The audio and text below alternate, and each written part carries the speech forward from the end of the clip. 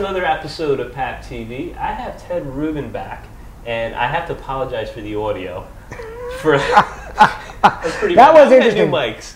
Yeah, that was like it was. But that wasn't really me. That was the whole beard. That was your beard. Yeah, I had the beard in for Movember and the hat and the whole. That was interesting. People look at that thing now and they're like, "Oh my God." Yeah, I remember. I remember looking at the video. I'm like, everyone wants to know if I lost weight or something, or you know, it's. No, I think it just made me look older. Yeah, you're looking good. Ted, you tweet a lot. I don't tweet as much as you do.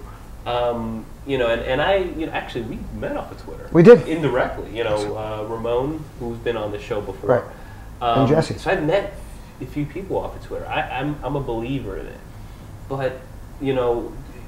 I'm wondering if people outside of our realm, an executive of a company, you know, should they be on Twitter? Should they be active? You know, for a person that's in our industry, it's a little bit easier to digest and just get involved. But I mean, what are your thoughts on someone who might be higher up, an executive at another company, not totally related unrelated to social media?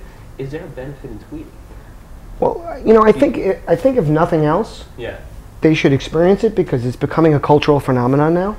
I mean, I was watching TV late last night, and Grey's Anatomy was on, and it's mostly. You didn't watch Jersey Shore? I didn't watch Jersey Shore. I don't watch Jersey Shore, and most of it's background noise for me anyway. You know, other than a couple of shows here and there. And I have to tell you, if you're a parent, you have to watch the show Parenthood. It's unbelievable. I cry on every episode. I mean, it's so freaking real. Okay. And if I tweet about it, I can't tell you how many bloggers jump in that are watching it as well. So you're tweeting cool during the show? Oh, I tweet. Yeah, are you doing Get Glue or Miso or anything like that? No, I'm always tweeting. But the point I make is I was watching Grey's Anatomy last night, and there was an episode about doctors tweeting in the emergency. No, in surgery. Yeah. Now they're not tweeting; they have somebody doing it. They're verbally saying it, and somebody's transcribing it. But there's a community of people.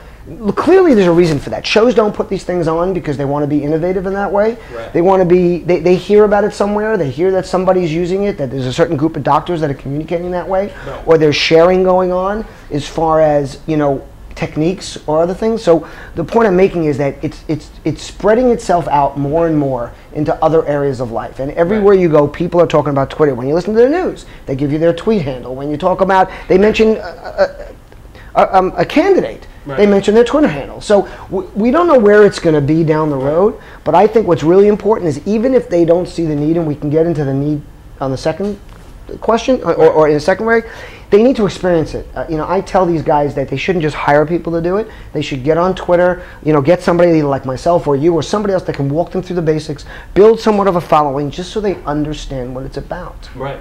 So, I mean, because I always try to set the right expectation. I even had a client, I'm like, set the right expectations. This is, we don't know where this is headed. I just don't want you investing all this time and expecting that you're going to see this return on investment, because you know what, it's all, everybody's trying to get ROI into the mix when it comes to social and not thinking so much branding or long-term branding. I think that's where we have to be careful in setting the expectation for people that are not having an experience yet. Yeah, but you know what? Self-publishing is not going away. And in essence, all Twitter is self-publishing. It's micro-publishing. It's the ability to publish yourself in a very short form, and makes it very easy because you don't have to be a true writer. Now, I love Twitter because I think in 140 characters, and I have lots of ideas. I hate writing. I've wanted to write. I own titles for like 10 different books, and I've never written them. And I'm right there with you. What do you think I'm doing videos? And I blog. Right. But I put out a pretty decent amount of content, but my blogs are all short. They're all a few paragraphs. They're really more taking a thought. A lot of my blogs start as a tweet, and then they find themselves into a blog, but they're shorter. Right. And I love Twitter because it allows me to put my thinking in. Imagine if I started a blog 4 years ago, and it was one sentence. Right. Come check out my post. It's one sentence. People would look at you like you're crazy, but now it's not only accepted; it's thought of as a talent. Right. So I don't think self-publishing is going away. So whether it's going to be Twitter or it's going to be another platform, there's Facebook, there's WordPress, there's the ability to write things out easily. People are going to be writing their own thoughts and sharing it. So I think that any executive needs to get comfortable with that. Okay, they need to get comfortable with the fact that they're going to be able to talk, that people are going to want to hear from them, and it might not be for them because it all depends on who you are. So, but I think they should check it out so they understand it. So when they're in a meeting and they hear that word Twitter or they hear our tweet account, you don't get like what I get a lot of. I represent a lot of different brands. I help a lot of companies through companies I sit on our advisory boards. I build a lot of Twitter followings, and I'll start helping build a voice for Twitter so it's not just random. And next thing you know, I'm always getting an email from a CEO or a board member saying, oh my God, like what was that tweet that I saw out there? First of all, the spelling was horrendous. They clearly don't understand Twitter. There's absolutely no concept because you know the guy doesn't even talk. He doesn't talk in vowels. Yeah.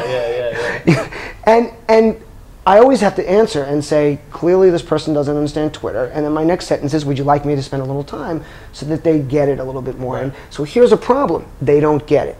And they need to get it. So they need to go on and experience for themselves. So when these meetings happen and these initiatives happen, they don't jump in and get frantic. Because what ends up happening, I don't have a problem standing up to them, but your average account manager or account executive, he gets an email like that from a board member or a CEO. He thinks he's getting fired the next day. Right. And he's changing what he's doing instead of fighting or standing up for what he believes or what he knows is the proper way to communicate. So I just think it's important that, you know, every company I go into, I tell them that everybody in the company should have a Twitter account and at least build up a couple of thousand followers and get an idea of what it's about and understand how hard, you know, what it takes and the kind of content you have to put in and the kind of conversations that go on. I would say at the very least, if the guy says, I'm not going to tweet, then he should have to spend some time just on Twitter, reading people's tweets, following people. I mean, you can open an account. You don't have to tweet. On that note, and I think a good one for that might be twitterfall.com. You get email alerts. I'll put it on the blog. On that note, what's your Twitter handle? At Ted Rubin, TEDRUBIN. And I'm at Rubin Q. Ted, I appreciate you coming down, shaving this time. My pleasure. Appreciate that. And you have a good morning, good afternoon, good evening, whenever you're watching this. And I'll see you next week. Take care.